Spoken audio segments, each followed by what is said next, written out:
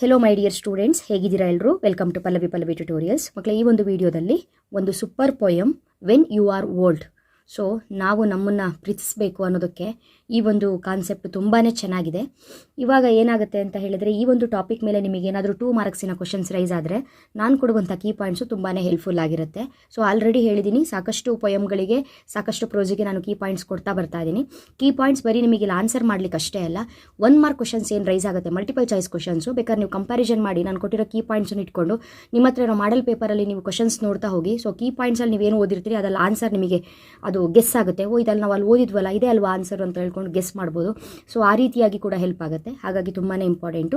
ಇಲ್ಲಿ ಇವಾಗ when you are old ಪೊಯಮಲ್ಲಿ ಒಂದಿಷ್ಟು ಕೊಡುವಂಥ ಪಾಯಿಂಟ್ಸ್ಗಳನ್ನ ಕರೆಕ್ಟಾಗಿ ನೋಟ್ ಡೌನ್ ಮಾಡಿ ಇಟ್ಕೊಂಡು ಒಂದು ಕಡೆ ಬರೆದಿಟ್ಕೊಳ್ಳೋದಷ್ಟೇ ಅಲ್ಲ, ಓದಿ 2 ಮಾರ್ಕ್ಸಿಗೆ ಹೈಯೆಸ್ಟ್ ಕ್ವಶನ್ ರೈಸ್ ಆಗಿದೆ. ಹಾಗಾದರೆ ವೆನ್ ಯು ಆರ್ ಓಲ್ಡ್ ಮೇಲೆ ಫಸ್ಟು ಕ್ವಶನ್ ಯಾವ ರೀತಿ ರೈಸ್ ಆಗಿದೆ ಅಂತ ನೋಡಿಕೊಂಡು ಆಮೇಲೆ ಪಾಯಿಂಟ್ಸ್ ನೋಡೋಣ.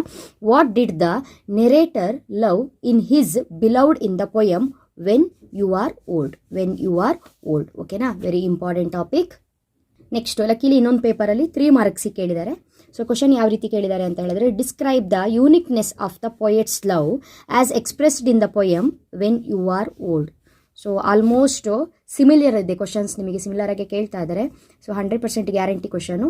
ಸೊ ನೆಕ್ಸ್ಟ್ ಇನ್ನೊಂದು ಪೇಪರಲ್ಲಿ ನಿಮಗೆ ಯಾವ ರೀತಿಯಾಗಿ ಕ್ವಶನ್ನ ಕೇಳಿದ್ದಾರೆ ವೆನ್ ಯು ಆರ್ ಓಲ್ಡ್ ಮೇಲೆ ಅನ್ನೋದನ್ನು ನೋಡ್ಕೊಳ್ಳಿ. ಎಗೈನ್ 2 ಮಾರ್ಕ್ಸಿಗೆ, in when you are old how does the poet want his beloved to read the book of poems? ಓಕೆನಾ? ಸೊ ಈ ರೀತಿಯಾಗಿ ಕ್ವಶನ್ಸು, ಪಾಯಿಂಟ್ಸ್ಗಳನ್ನ ಕೊಡ್ತೀನಿ, ಇವಾಗ ಬರೆದಿಟ್ಕೊಳ್ಳಿ ಒಂದು ಕಡೆ.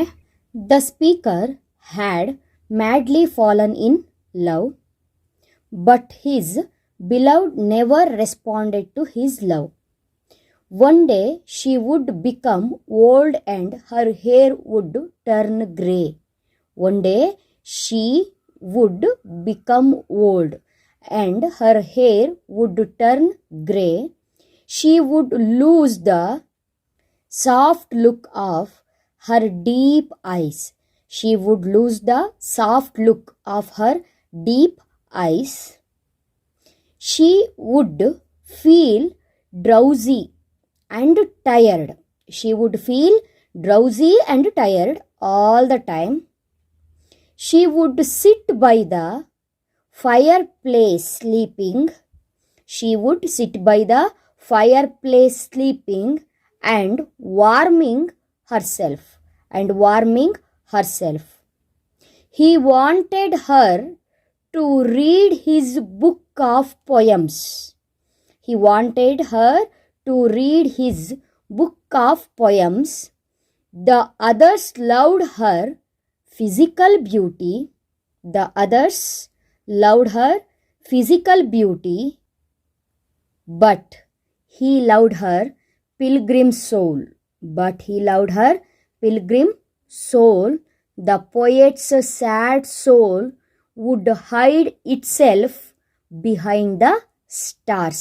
The poet's sad soul would hide itself behind the stars.